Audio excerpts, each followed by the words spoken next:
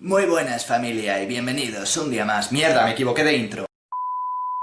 ¿Qué tal? ¿Cómo estáis? A ruego de Marcos Valera, Nacho BP y Víctor Vázquez, hoy hablaremos del tema del momento, la burbuja financiera. Empezamos.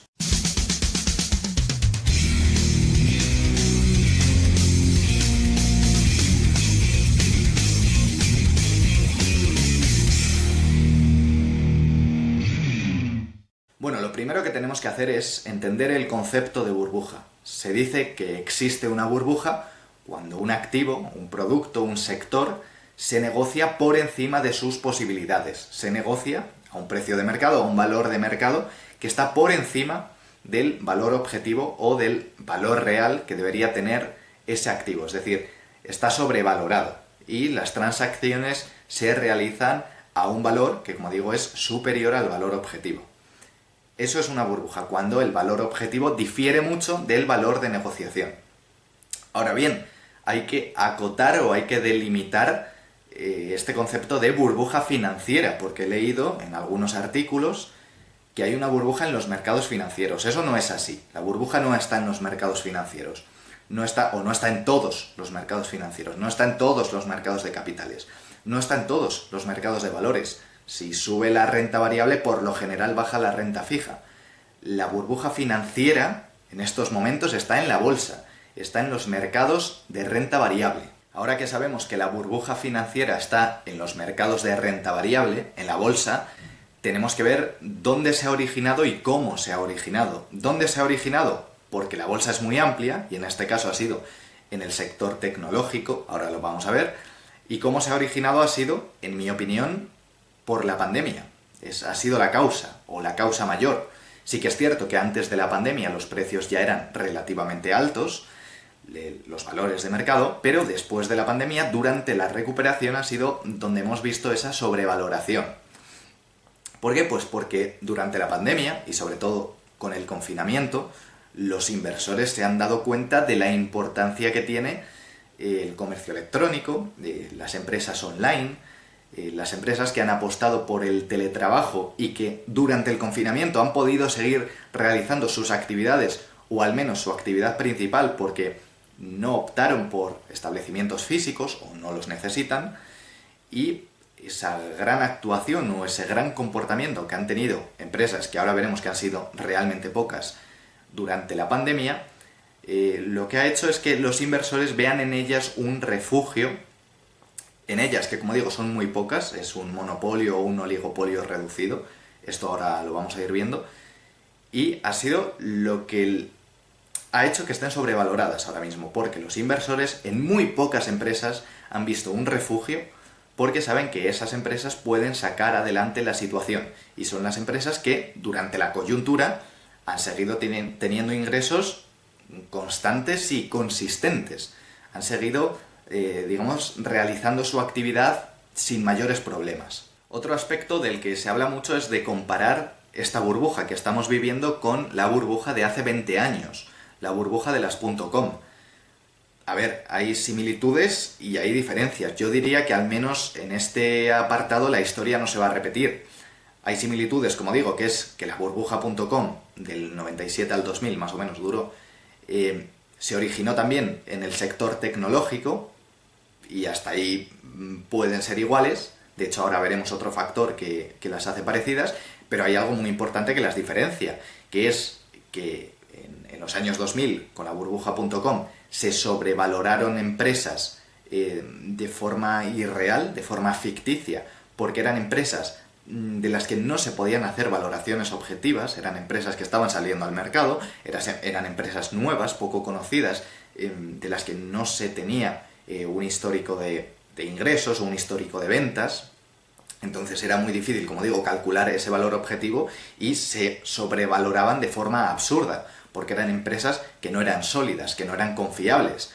Simplemente por tener el .com, por tener una web, por tener una plataforma, un portal online, esas empresas se sobrevaloraban y crecían hasta niveles insospechados cuando eran empresas que a lo mejor no hacían nada realmente. Sin embargo, este 2020 lo que estamos viendo es que se están sobrevalorando empresas muy sólidas, empresas muy confiables, empresas que, si bien es cierto que en el mercado, que a precio de cotización están sobrevaloradas, son empresas muy potentes, son colosos de la tecnología. Esa es la principal diferencia. La similitud entre ambas burbujas y lo que realmente preocupa es lo que denominamos la concentración en el mercado. ¿Esto qué es? Que los 5 colosos que tenemos ahora, que son Amazon, Alphabet, Google, Facebook, Microsoft y Apple, tienen un 22% de la cuota de mercado del Standard & Poor's 500. Eso significa que el 22% del peso del índice, que son 500 empresas, lo forman 5 empresas. Si tenemos una tarta con 500 empresas, un cuarto de la tarta casi se lo llevan solo 5 empresas. Eso es la concentración y es altísima. Y es comparable a la de la burbuja.com porque en el año 2000, cuando explotó la burbuja.com, el 18% del Standard & Poor's 500 lo tenían también 5 empresas, que en aquel entonces diría que fueron Microsoft, que es la única que sigue, Cisco Systems, General Electric, ExxonMobil y Intel. ¿Qué pasa? Que ahora os pondré por aquí la comparación porque vais a ver que algunas directamente siendo muy buenas empresas y han seguido siendo muy buenas empresas estaban sobrevaloradísimas. Ahora os pondré la comparación de una de ellas, por ejemplo, con Microsoft, que es la única que sigue estando en ese top 5, y veréis la sobrevaloración. Claro, ahora pensáis que Amazon, por ejemplo, va a tener la caída de la empresa que os haya puesto en el gráfico ahora mismo. Pues probablemente no. El top 5 que tenemos ahora es un top 5 muy sólido, es un top 5 muy fuerte y que pese a estar sobrevalorado en el mercado, pese a estar negociándose a precios muy altos, son empresas que van a seguir ahí y que tienen mucho potencial y que siguen teniendo mucho futuro. En todo caso, como digo, la preocupación está en que con una concentración tan alta, si se origina un problema en una de las empresas del top 5, el riesgo idiosincrático, el riesgo propio que tiene una de esas empresas puede afectar en el riesgo de mercado. Es decir, el riesgo de mercado, que suele ser algo que no tiene nada que ver con el riesgo propio de un título, al final puede tener relación, porque pesa tanto una empresa dentro del índice que a lo mejor un desplome, vamos a poner por ejemplo que de Amazon, por lo que sea, tiene consecuencias en un desplome también en el Standard & Poor's y sobre todo en el Nasdaq, que es el mercado que más se ha visto sobrevalorado, ¿no? Entonces ese es el problema. Si ese contagio ahora es muy bueno porque claro, está creciendo, crece Amazon, crece el top 5 y por lo tanto crece el índice o crecen los índices en los que están incluidas estas empresas, pero ¿qué pasa si hay un desplome de Amazon? Que probablemente ese riesgo idiosincrático, como digo, también afecta el riesgo de mercado. De hecho, esto lo vemos porque desde antes de la pandemia hasta la recuperación, hasta que hemos vuelto a tener los niveles de precios que teníamos antes de la pandemia, 495 empresas del Standard & Poor's 500 han bajado me parece que un 5%, y ha sido este top 5 el que ha subido un 35%.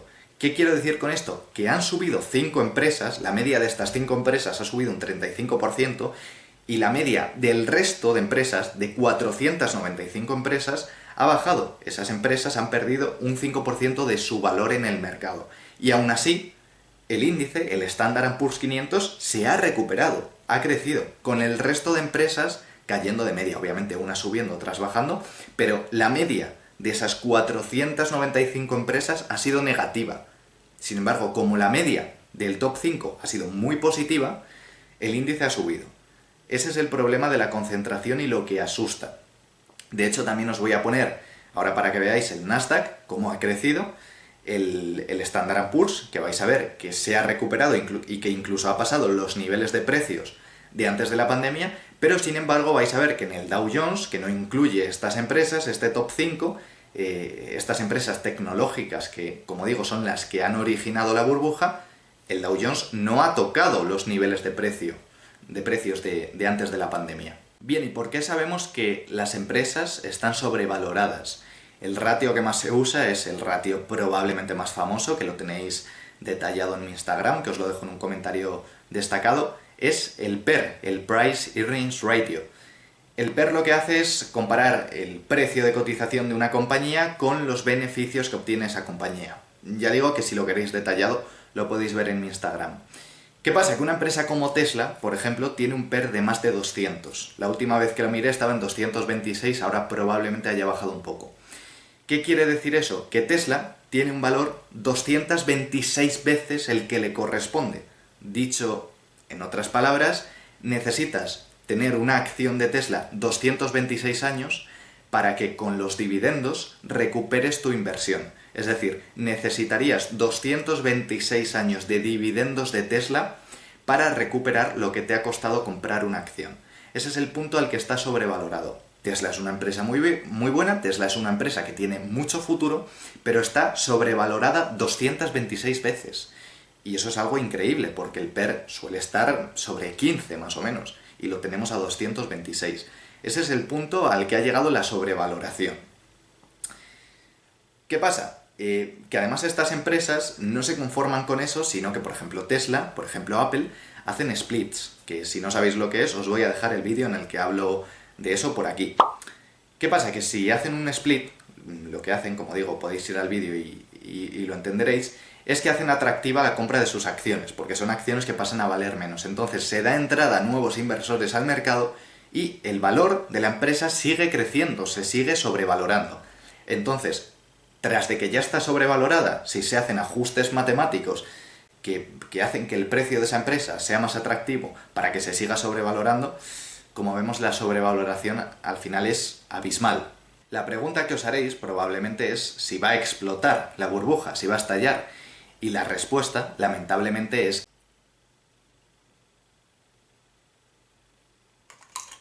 La respuesta es que sí. Y el problema no está en los inversores, en las empresas o en el mercado.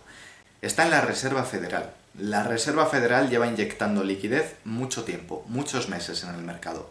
Y sin la Reserva Federal no se podría haber soportado ese crecimiento, hubiera sido imposible. ¿Qué pasa? Que esto no va a ser para siempre, es imposible que dure para siempre. La Reserva Federal habrá un momento en el que corte el grifo, porque si no las consecuencias van a ser devastadoras y la burbuja va a explotar. ¿Qué pasa? Que cuanto más se prolongue en el tiempo, cuanto más liquidez se siga inyectando, la caída posterior, cuando se corte el grifo, cuando se deje de inyectar liquidez, va a ser mayor. La caída en la burbuja.com fue de en torno al 40%. Si se sigue inyectando liquidez, si se siguen sobrevalorando los mercados por parte de los organismos estatales, por parte de las inyecciones de liquidez, vamos a ver luego cuando explote la burbuja, cuando como digo, se corte el grifo, se corte esa liquidez, cómo va a ser la caída, porque puede ser tremenda. Entonces, esto ha sido el vídeo, esta ha sido la explicación de la burbuja, que es un tema preocupante. Como digo, se puede mantener, dije que se puede llegar a mantener estos meses, incluso se puede mantener unos años, como se mantuvo la burbuja.com, pero va a haber un momento en el que la Reserva Federal tenga que dejar de inyectar liquidez, porque a largo plazo eso es imposible. Es imposible estar inyectando liquidez todo el tiempo. Y eso es, como digo, la burbuja financiera que estamos viviendo este 2020. Si te ha gustado el vídeo, no olvides darle like. Si tienes cualquier duda, sugerencia, comentario, déjamelo aquí abajo y nos vemos en próximos vídeos. Un saludo.